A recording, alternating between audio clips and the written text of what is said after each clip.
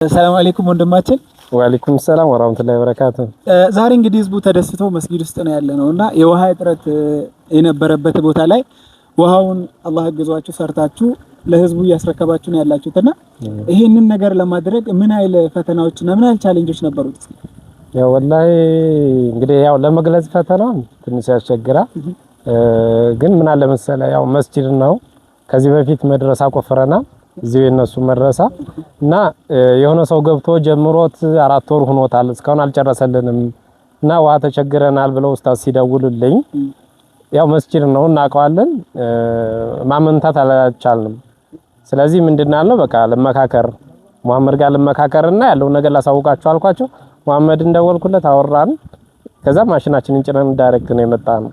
ኦኬ እና አሁን እንደሰማሁት ከሆነ ብዙ ሰዎች ከተለያየ ቦታዎች እየደወሉ ከዚህም ከአርሲ ከጅማ ከተለያየ ቦታዎች ኡማው በጣም ችግር ላይ እንዳለ የውሃ እጥረት በመድረሳዎችና የተለያየ ቦታዎች ላይ እንዳሉና የእናንተን እገዛ እንደሚፈልጉ በተደጋጋሚ እንደሚነግሩ ወንድም ማሜ ማሳውቆኛልና እነዛ ሰዎች ጋር ደርሳችሁ እገዛ ለማድረግ ምን አይነት እገዛና የማን ድጋፍ ያስፈልጋቸዋል?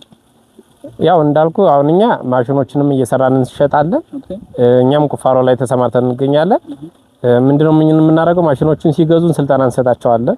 ስለዚህ በየክልሉ በየከተማው አሉ ውስጥ ከኛ ጋር እስካሁን 85 ማሽን ተሽጧል።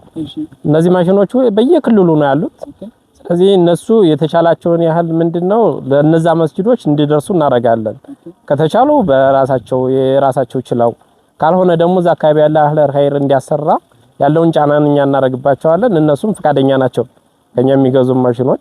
ከዛ ውጭ ያለው ነገር ያው እንግዲህ ከመጅሊስም በለው ከምንም በለው የሆነ ፍቃድ ነገር የሆነ እንደፈለግ ተንቀሳቅሰን አህለ ኸይሮች ጋር የምንገናኝበትን ኮኔክሽን ቢፈጥሩልን ለኛ በጣም አሪፍ ይሆናል። መስጊዶች አሉ ይደውላሉ፣ ግን ስትጠጋቸው ደግሞ በጀት የላቸውም። ስለዚህ ይሄን በጀት ደግሞ መጅሊስ የሆነ ቢያመቻችላቸው አንድ መስጊድ ተሰርቶ ያለው ውሃ ምንም ነው ባዶ ነውና መስጊዱ እንዳልተሰራ ነው የሚቆጠረው።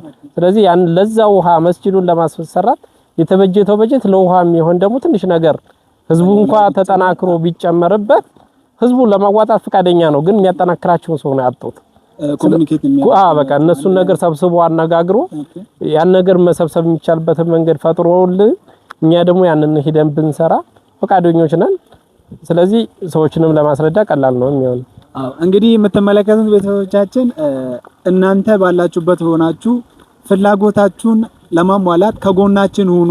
በየቦታ ያለውን የሚያስፈልገውን ክራይቴሪያ ከሞላችሁልን እኛ ውሃውን ማውጣት ላይ ምንም ችግር የለብንም እያሉ ነው ያሉትና